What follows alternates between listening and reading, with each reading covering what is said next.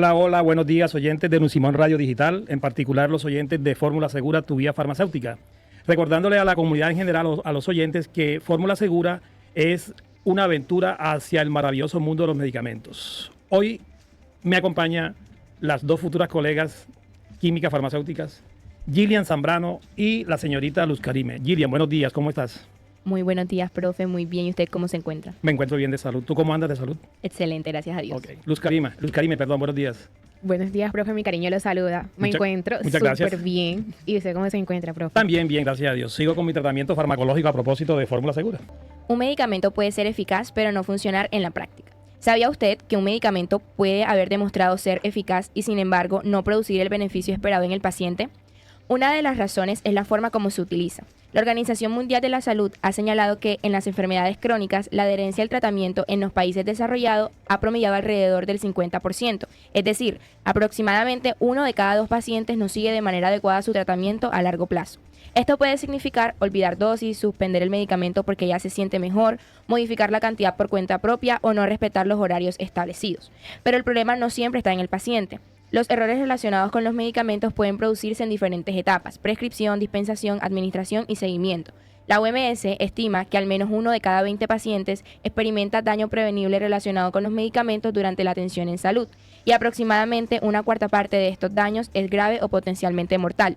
Por eso, cuando un tratamiento no funciona como se esperaba, no debemos asumir automáticamente que el medicamento no sirve. Es necesario preguntarnos si fue correctamente seleccionado, prescrito, dispensado, administrado y utilizado. Una persona alfabetizada farmacológicamente no solamente sabe el nombre de su medicamento, comprende cómo utilizarlo correctamente, por qué debe hacerlo, qué precauciones debe tener y cuándo debe consultar al profesional de salud. Porque un medicamento no alcanza su verdadero potencial terapéutico simplemente por haber sido formulado. Necesita ser utilizado de manera adecuada y segura.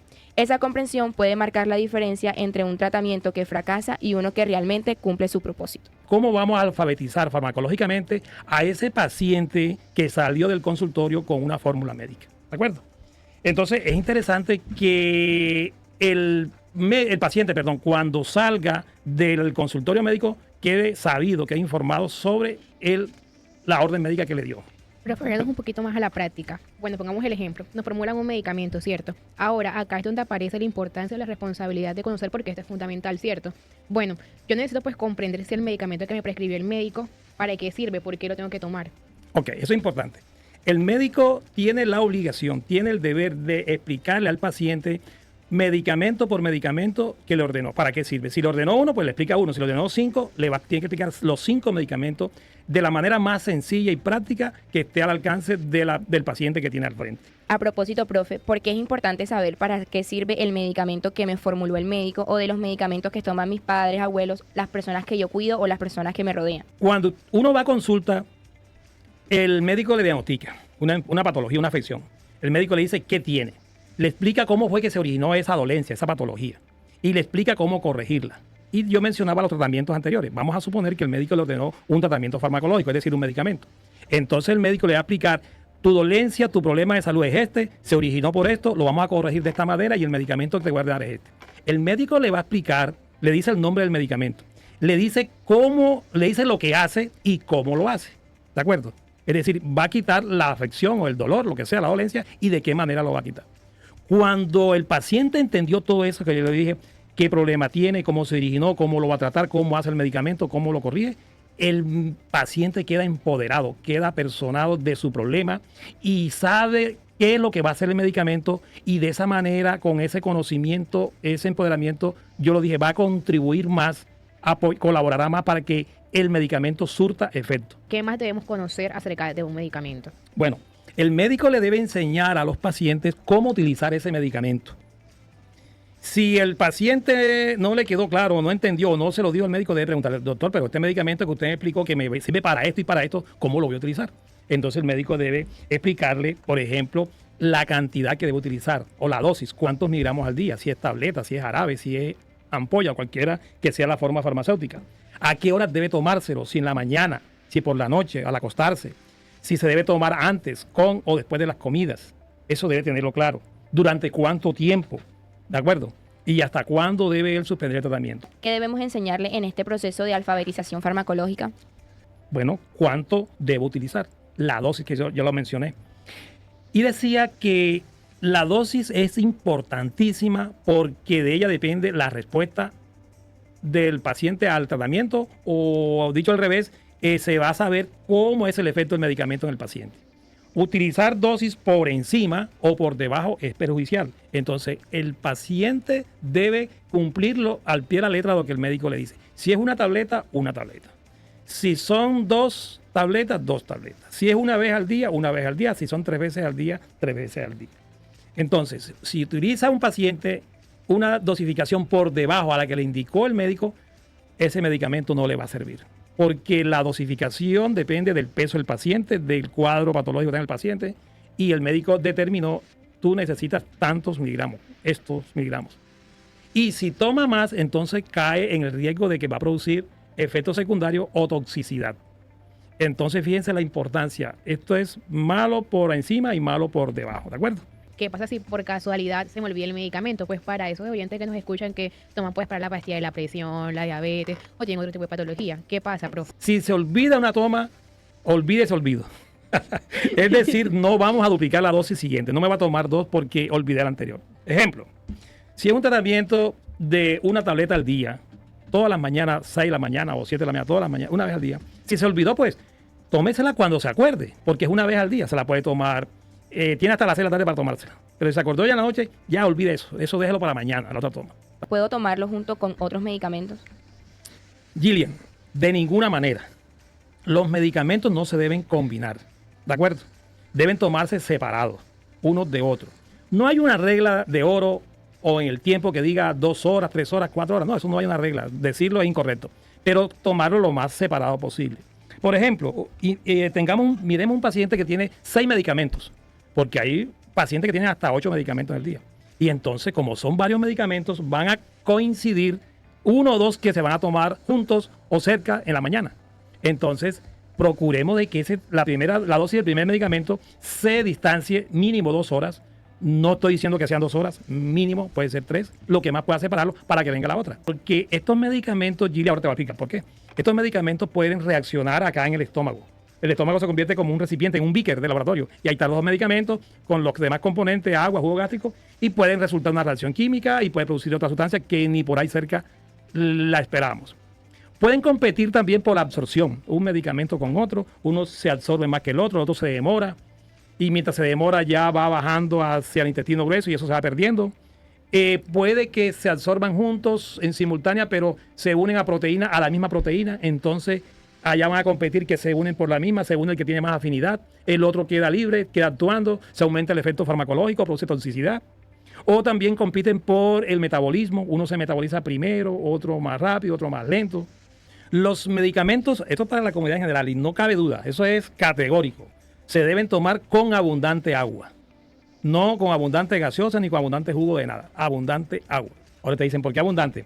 Porque se requiere tomar abundante agua porque se requiere que el agua que es abundante garantice que baje al estómago y no se quede pegado en el esófago, por ejemplo.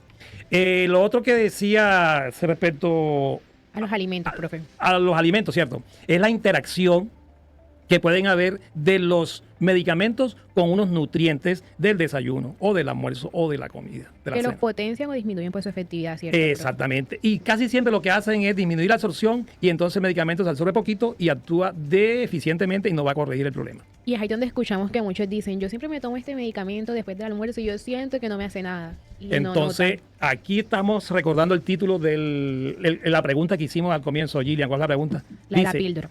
hay medicamentos que han demostrado su eficacia, sin embargo, a algunos pacientes no les funciona. Pero no porque el medicamento sea malo o que sea ineficiente, es porque está mal administrado. Si un medicamento origina otro malestar, ¿qué debe hacer la comunidad? Bueno, para la comunidad en general, resulta que el paciente va al médico porque tiene un problema y sale del consultorio bien informado con 2 medicamentos o 3 o un medicamento que el médico le ordenó, le explicó todo. ¿Para qué sirve? ¿Cómo se toma? ¿Cuánto se toma? Que debe tomárselo con agua, que no con alimento, o le indica que lo tomas con alimento o sin alimento. Entonces, la pregunta tuya es respecto a qué pasa si le produce otro problema, viendo qué tipo de problema se le presenta y la gravedad del mismo. Se le puede presentar un dolor de cabeza, lo que llaman técnicamente los médicos cefalea. un enrojecimiento de la piel o escozor en la piel, un ardor, escozor, picor en la piel. Le puede originar visión borrosa, boca seca. Cualquier problema le puede ocasionar un medicamento a un paciente. Entonces, de esos que les mencioné, dependiendo si es leve, si es moderado o si es grave, el paciente acudirá al médico. Bueno, si es una cefalea, un dolor de cabeza leve, pues él nota que con las 3 tomas que se ha tomado me da un ligero dolor de cabeza, pero él lo soporta. Él se percata del dolorcito de cabeza y lo asocia que puede ser con el medicamento. Pero él lo soporta. Pero si ya asciende que no lo soporta, debe consultar al médico. Y si es muy grave, ir a la urgencia y llevar el medicamento. Vengo de urgencia porque un médico me ordenó este medicamento y me está produciendo este tipo de malestar y no lo soporto. Ya yo lo suspendí, pero me siento muy mal con lo que me produce. ¿Cómo se conservan los medicamentos? Yo recuerdo que mencionábamos que en casa siempre teníamos como una cajita con los medicamentos ahí o en la nevera. Sí. Ahora, cuéntanos, profe, recuerdas nuevamente cómo se conservan estos medicamentos. Los medicamentos se deben conservar en un lugar fresco, pero no es la nevera del fresco.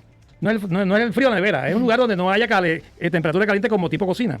Que no haya humedad, que no le pegue el sol, en pocas palabras. Eso debe ser. Bueno, ahora la última sección del día, mitos y realidades. Primer mito. Si el médico me explicó cómo tomar el medicamento, no tengo que preguntar más nada. El paciente debe salir del consultorio informado, sabido de qué es lo que está tomando, para qué, cuánto y cómo debe tomarse el medicamento. Segundo mito. El médico me dijo que tome una sola tableta, así que ya no necesito saber pues más nada del tratamiento. No, tiene que saber mucho más, es decir, no solamente que para qué sirve y qué es una tableta, tiene que indicar si me lo debe tomar antes del desayuno, con el desayuno, después del desayuno, al acostarme. Por último, me da pena preguntar al médico otra vez, mejor me quedo callado.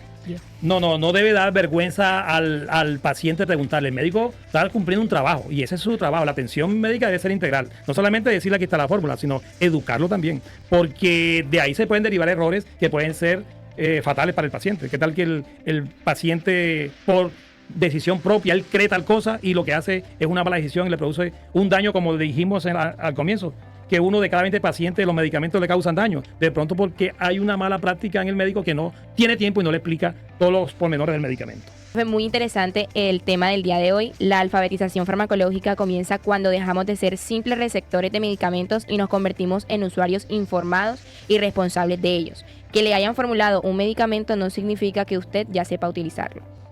El químico farmacéutico como educador en salud, porque allí podemos explicar cómo de manera sencilla podemos orientar a la comunidad en cuanto a medicamentos se habla. No consciente de esto simplemente es entregar medicamentos, sino también ayudar a la persona pues, a utilizarla mejor y a tener pues, un mayor efecto en su tratamiento. Correcto. Y para finalizar, a la comunidad le comentamos lo siguiente. Me siento mal, como dice la propaganda, voy al médico, ¿cierto? El médico me diagnostica, me formula un tratamiento farmacológico, lo recibo educación, lo comprendo, lo tomo al pie de la letra y el medicamento me va a surtir efecto y me controla la patología. Recuerde que el medicamento puede ser para tratar, controlar o erradicar una enfermedad.